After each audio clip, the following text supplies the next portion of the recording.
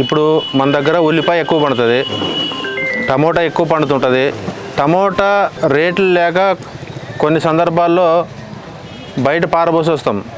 అలా కాకుండా ఆ టమోటాని మళ్ళీ యూజ్ చేసుకోవాలనుకుంటే ప్రాసెసింగ్ యూనిట్ అని ఒకటి వస్తుంది. దాని ద్వారా అంటే పెద్ద ఫ్యాక్టరీ పెట్టాల్సిన అవసరం లేదు. చిన్న చిన్న ఫ్యాక్టరీలు కూడా మన గ్రామాల్లోనే సబ్సిడీ ద్వారా మన గ్రామాల్లోనే కూడా పెట్టుకునే అవకాశం ఉంది. ఇప్పుడు ఉల్లిపాయ ఉంది, మన ఏరియాలో ఎక్కువ ఉల్లిపాయ పండిస్తాం. ఆ ఉల్లిపాయ పండించడం వల్ల ఇప్పుడు ధరలు తక్కువ ఉన్నాయి. దేవుడి పుణ్యాన మన చంద్రబాబు నాయుడు గారు 1200 రూపాయల మద్దతు ధర ఇచ్చి కొనుక్కోవడం జరుగుతుంది. గత గవర్నమెంట్లో చూసాం, ఏ రైతు ఎటు పాడైపోయినా ఎవరు పట్టించుకునే నాదోడు లేదు. ఈరోజు మన ముఖ్యమంత్రి గారు రైతుల మీద చొరవ చూపిస్తూ రైతు బాగుంటే రాష్ట్రం బాగుంటుందని చెప్పి ఈరోజు మన ముఖ్యమంత్రి గారు 1200 రూపాయల మద్దతు ధర ఇచ్చి కొనడం జరిగింది.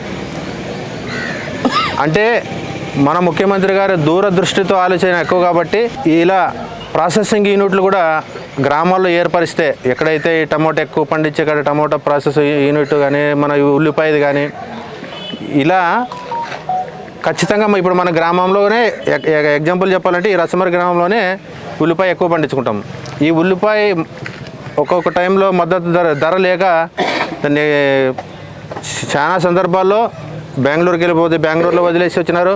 ఇట్లా జరగకుండా గుంటూరు ప్రాసెసింగ్ యూనిట్ అనేది పెట్టుకుంటే గ్రామాల్లోనే ఖచ్చితంగా మీ అభిప్రాయం చెప్తే మీకు ప్రాసెసింగ్ యూనిట్ ఇవ్వడానికి సబ్సిడీ ద్వారా మన ప్రభుత్వం సిద్ధంగా ఉంది.